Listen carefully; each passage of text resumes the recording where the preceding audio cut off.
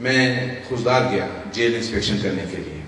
तो खुशदार की jail inspection करने के बाद मैं बाहर निकल रहा था, गेट से आखिरी बैरक में था, तो एक आवाज़ कैदी ने दी। उसने कहा, जज साहब आप मेरी बात सुनेंगे? मैं रुक गया। मैंने कहा, जी मैं आप ही से मिलने आया हूँ। उम्र के आदमी थे, 50-55 साल उम्र थी।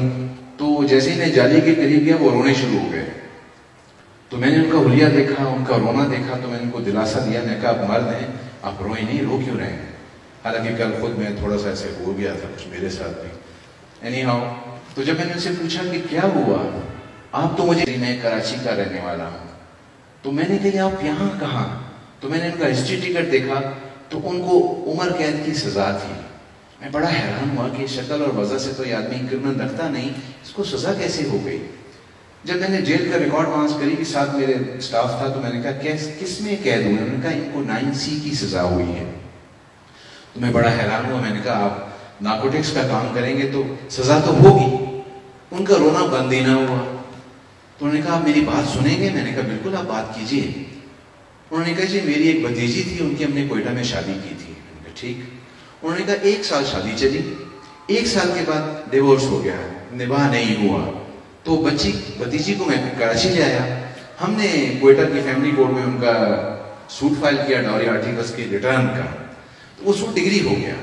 तो मैं उसका अटॉर्नी लेके कोयटा आया, मैंने एग्जीक्यूशन फाइल किया, इजरा की अदालत ने मुझे सामान मुहैया कर दिया, नाजिर ने सामान लिस्ट बना दी, जिसका सामान था बच्ची का जैसे होता है। तो मैंने अड्डे से जाके ट्रक एंगेज किया, ट्रक वाले से बात की, किराया तय किया, ट्रक वाला ट्रक लेके आया। अगले दिन तय हो गया कि सुबह निकलना है।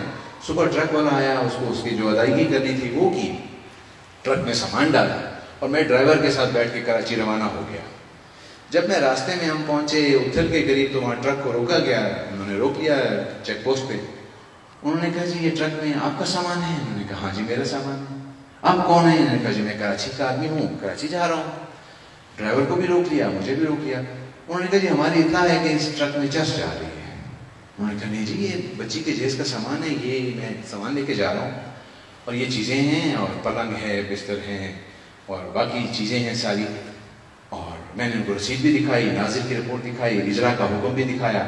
उन्होंने मुझे बंद कर दिया और उसी वक्त पकड़ लिया और उन्होंने कहा कि इसका सामान उतार दो। ट्रक से सामान उतारा, उसके बाद उन्होंने फर्श उखेड़ा ट्रक का पिछला, तो 500 पैकेट चर्च फर्श के अंदर छुपा हुआ मिला।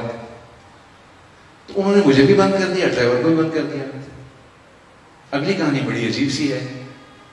तफ्तीशी ने दोनों को चालान कर दिया 9C में, और सेशन जज साहब ने दोनों को सजा दे दी उम्र कैद।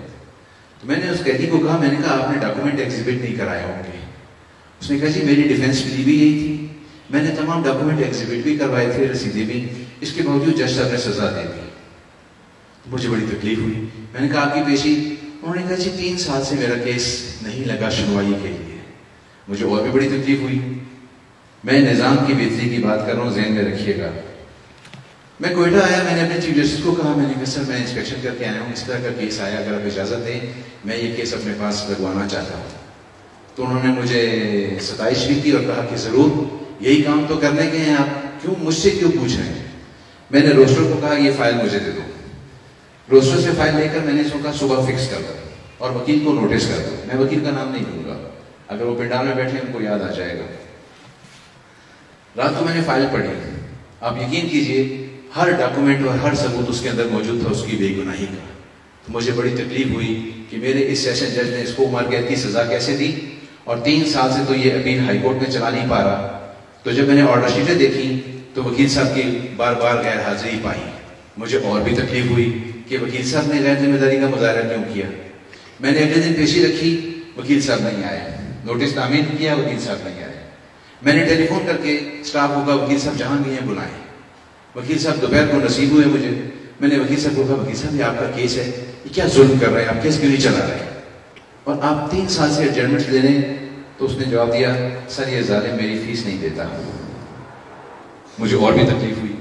मैंने कहा, ये मैं आपको मौका दे रहा हूँ, सुबह 9:30 बजे मेरी अदालत में इस केस को पैरवी करें, आप फाइल पढ़ के आ जाए।